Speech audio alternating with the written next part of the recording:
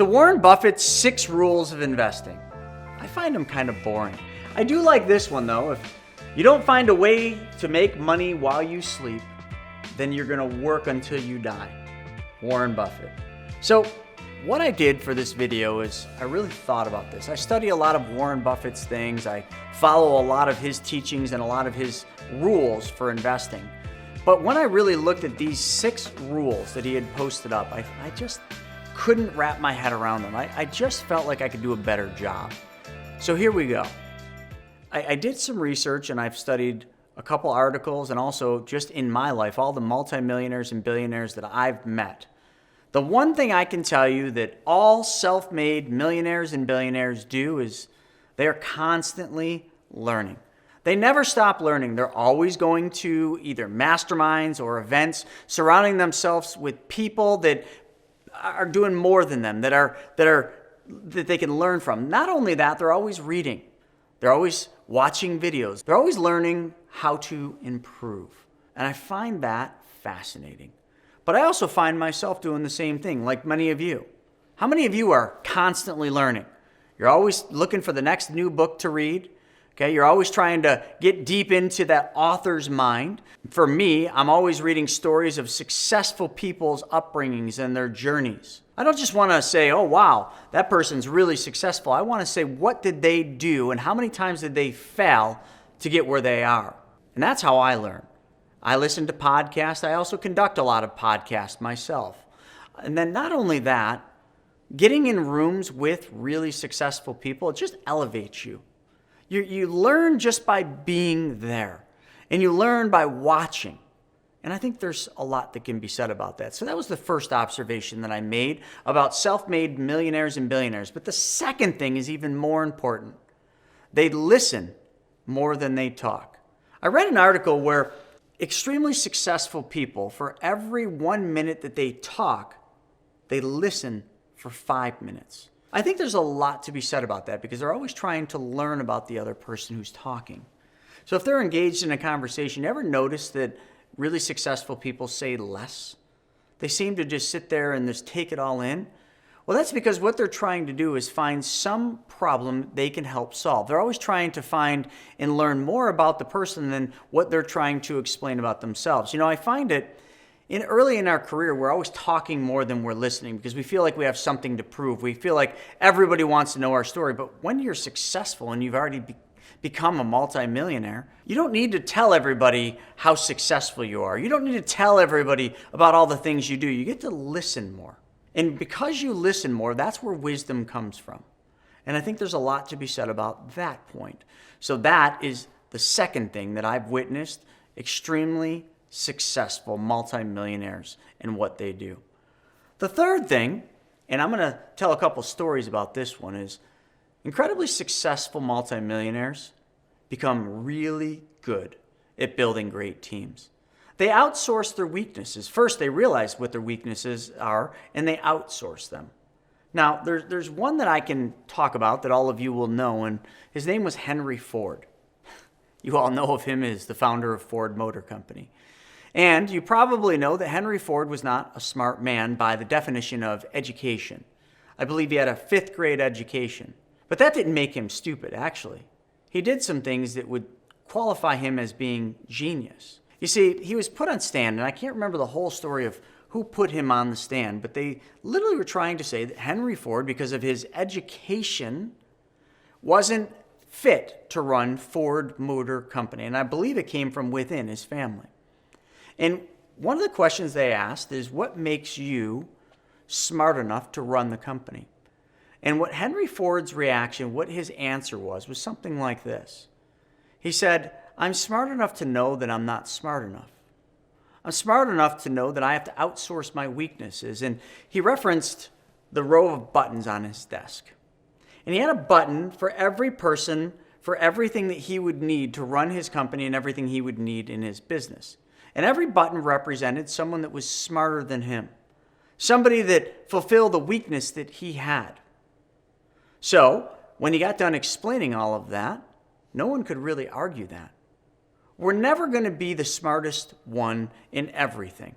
We might be smart at one, maybe two things. We might be the best at one thing, but then we suck at a lot of other things. I know for me, like I'm really good when it comes to money, and I'm good at teaching money in a simple way and how to take back control. But what I suck at is I suck at spelling. I'm not very good at grammar. I suck at a lot of things. But you know what? Gabby in my office, that's my button I hit. She's really good at writing. She's got great wordsmithing, and if that's the right word, who knows? But hey, I said I'm not good at spelling or grammar, but she is. So she fills that weakness. A lot of times I'm so big at looking at the big picture, which we're going to get to in the next one, but I'm a big thinker. I'm a visionary, which means sometimes I've got these visions for this thing, but I don't know how to go from point A to point B to get me there. Shauna in my office is very good at that. And I'm sure Henry Ford had similar buttons for these kind of things that I have. You see, I've started to realize what my weaknesses are. And instead of trying to become an expert in everything and a master of nothing, what I've started to do is put people in place that are really good at these different things, like this video. I don't know how to edit this video, but I found really good editors. Heck, sometimes I don't even know how to script a video. So I found really good people at writing scripts or blogs or technology or anything else that I'm not good at. I have found people that fulfill that weakness. What weaknesses do you have? And what are you doing to fill them? How are you outsourcing your weakness? I think a lot of people tend to do things that they're not good at or things that they don't like to do because, well, they say to themselves, well, I can just do it myself. I don't need to hire somebody for this. But in doing that, you're really showing your weakness, because I want to ask you this. Now, I don't like using mowing lawn as one because some people actually like it, but let's talk about that.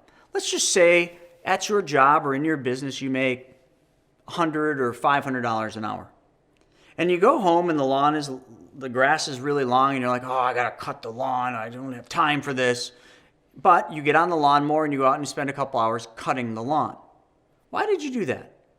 If you asked that person why they did that, why they sacrificed spending time with their children inside and playing, why they sacrificed time with their loved one, why they sacrificed time that they could have been doing something more productive to go mow the lawn, something they clearly articulated that they didn't like, it was because it needed to get done. Okay? Well, why didn't you just have somebody else do it? Well, because I could do it myself. Why would I pay somebody to do something I can't do?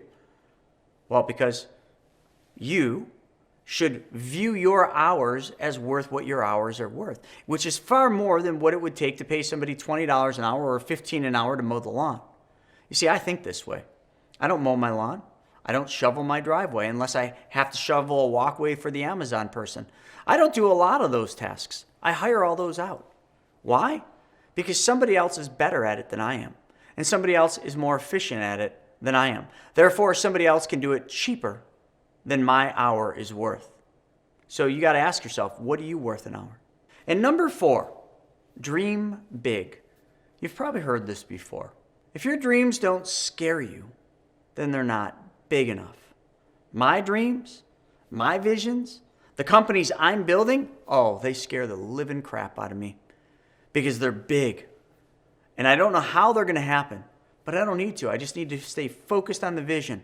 And I need to have that row of buttons and all those people that I need and to fill all those weaknesses I have to get me there.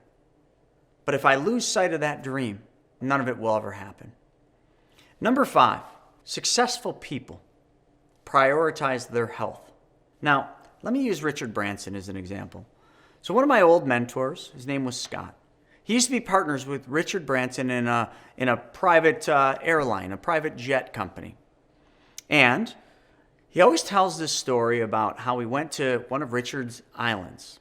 And he was with all Richard's top guys. And, this is his first time that he was around this team. He had just partnered with them. And, he's out at this island. He's super excited. And he's thinking, oh, we're going to be working and we're going to work and we're going to do meetings and we're going to do all this. And he was prepared for that.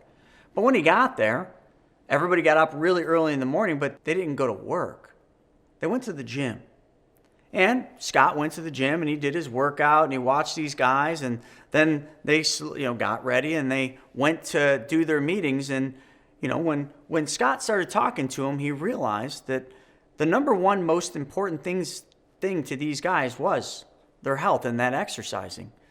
And Scott was like, well, we could have got a lot of work done instead of sitting in the gym working out. Like, why didn't we just get a bunch of work done instead of spending 2 hours in the gym? And these guys, including Richard, said to him, the most important thing is maintaining our health. Because if we don't have our health, none of this matters. We're not going to make it to the end.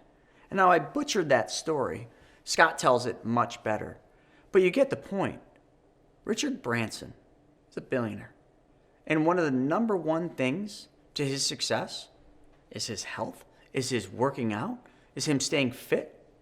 Think about that. More important than meeting with a high-powered executive, more important than doing a meeting about one of their businesses is going to be another billion-dollar business. To him, to Richard, that morning, that workout was the single most important thing of his day. And it probably should be the single most important thing of your day.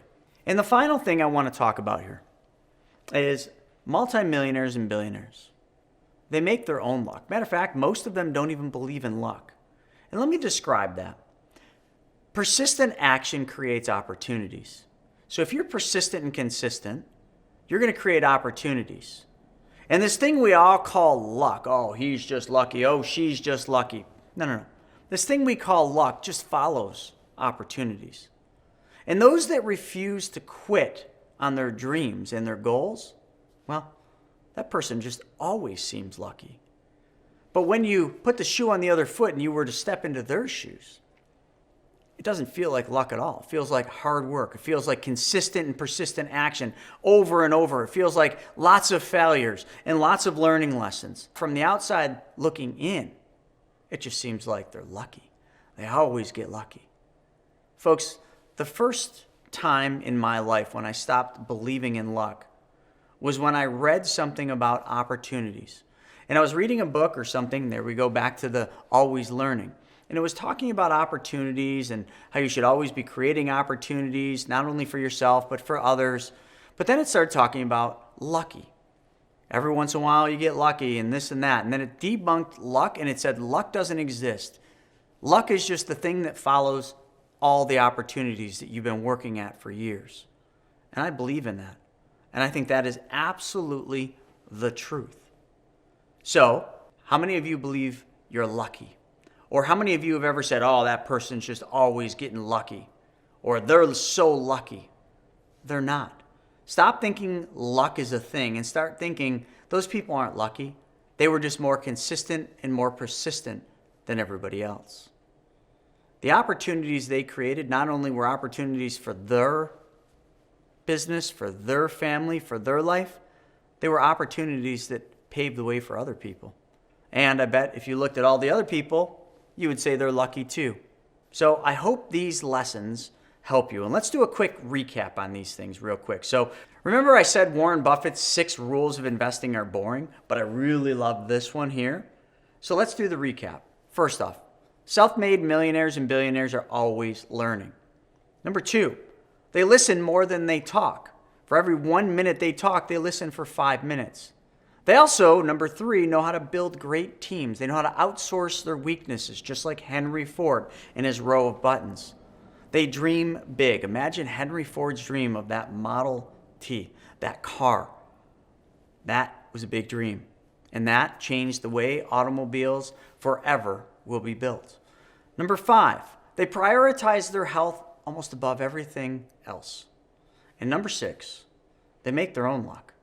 Persistent action, consistent action creates opportunities. And luck, well, that's just the thing that follows opportunities. If you understand these 6 things, I think you're going to be a lot better off than listening to some dry and boring stock tips that Warren Buffett gives you. So I hope you enjoyed this video. And if you did, check this one out. How important are interest rates?